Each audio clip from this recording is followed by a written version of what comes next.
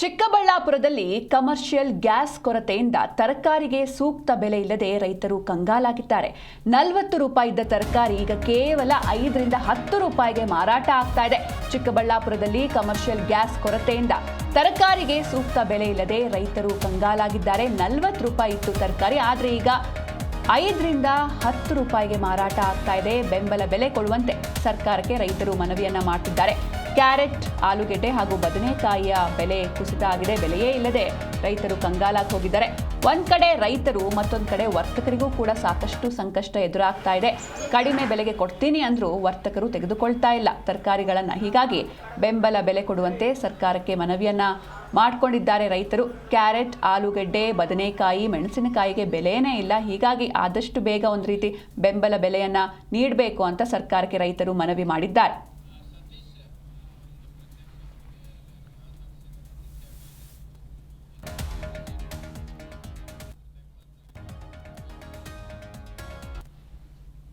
ಈ ಬಗ್ಗೆ ನಮ್ಮ ಪ್ರತಿನಿಧಿ ಸತೀಶ್ ಅವರು ಸ್ಥಳದಿಂದ ಒಂದು ಪ್ರತ್ಯಕ್ಷ ವರದಿಯನ್ನ ನೀಡಿದ್ದಾರೆ. ಇದರ ಜೊತೆಗೆ ಯಾವ ರೀತಿ ಸಮಸ್ಯೆ ಆಗ್ತಾ ಇದೆ ಅಂತ ಅವರ ಜೊತೆ ಮಾತುಕತೆಯನ್ನ ಕೂಡ ನಡೆಸಿದ್ದಾರೆ. ನೋಡ್ಕೊಂಡು ಬನ್ನಿ.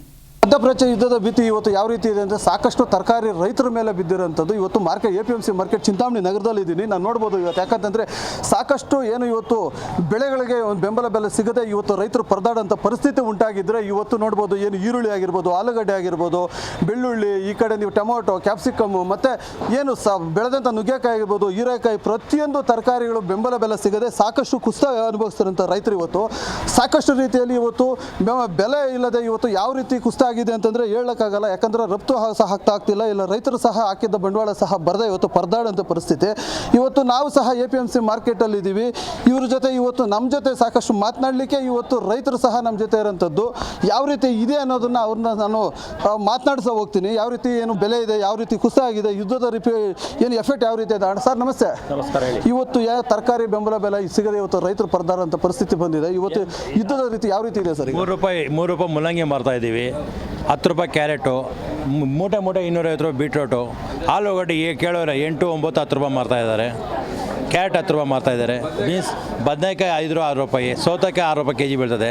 ಇದೆಲ್ಲ ಎಫೆಕ್ಟು ಗ್ಯಾಸಿಂದ ಅಭಾವ. ಜಿಗಳಿಲ್ಲ, ಮೇನ್ ಓಟುಗಳಿಲ್ಲ, ಅದಕ್ಕೋಸ್ಕರ ರೈತರು ಪದಾರ್ಥ ಇದ್ದಾರೆ. ಈರುಳ್ಳಿ ಕೂಡ ಡೌನ್ ಆಗಿದೆ. 10, 12 ರೂಪಾಯಿ ಈರುಳ್ಳಿ ನಡೀತಾ ಇದೆ. ಬೆಳ್ಳುಳ್ಳಿ ಮಾತ್ರ, ಬೀನ್ಸ್ ಮಾತ್ರ ಡಿಮ್ಯಾಂಡ್ ಇದೆ. ಇನ್ನು ಕೇಳೋರೇ ಇಲ್ಲ ಅಲ್ಲ. ಯಾಕಂತಂದ್ರೆ ಇವತ್ತು ಯುದ್ಧದ ರೀತಿ ಇವತ್ತು ಸರ್ಕಾರ ರೈತರ ಮೇಲೆ ಬಿದ್ದಿರೋದು ಇವತ್ತೆಲ್ಲ ಎಷ್ಟಾಗಿದೆ ಸರ್? ಈಗ ಏನು ಹೋಟ್ಲಿಲ್ವಲ್ಲ, ಮೇಯ್ನ್ ಹೋಟ್ಲಿಲ್ವಲ್ಲ, ಕಾರಣಾಂತರ ಹೋಟ್ಲಿಲ್ಲ.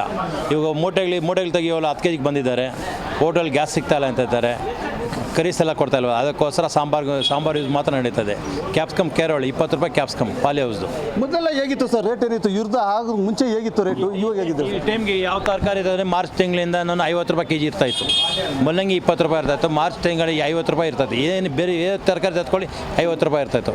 ಈ ವರ್ಷ ಮಾತ್ರ ಈಗ ಬಿದ್ದಿರೋದು.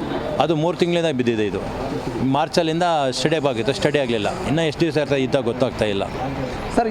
ಇದೇ ರೀತಿ ಆದರೆ ರೈತರು ಸಹ ಬದುಕೋದು ಕಷ್ಟ. ಅಲ್ಲಿ ಮಾರ್ಕೆಟನ್ನು ಅವಲಂಬಿತವಾಗಿ ನಂಬ್ಕೊಂಡಿರೋರು ಪ್ರತಿಯೊಬ್ಬರು ಬದುಕೋದು ಕಷ್ಟ. ಯಾವ ರೀತಿ ಇರುತ್ತೆ? ರೈತರು ಚೆನ್ನಾಗಿದೆ, ಎಲ್ಲರೂ ಚೆನ್ನಾಗಿರ್ತಾರೆ. ರೈತರ ಇಲ್ವಲ್ಲ. ರೈತರು ಏನಿದೆ ಹೇಳಿ, 9 ರೂಪಾಯಿ ಆಲೂಗಡ್ಡೆ ಮಾಡ್ತಾಯಿದ್ದೀವಿ.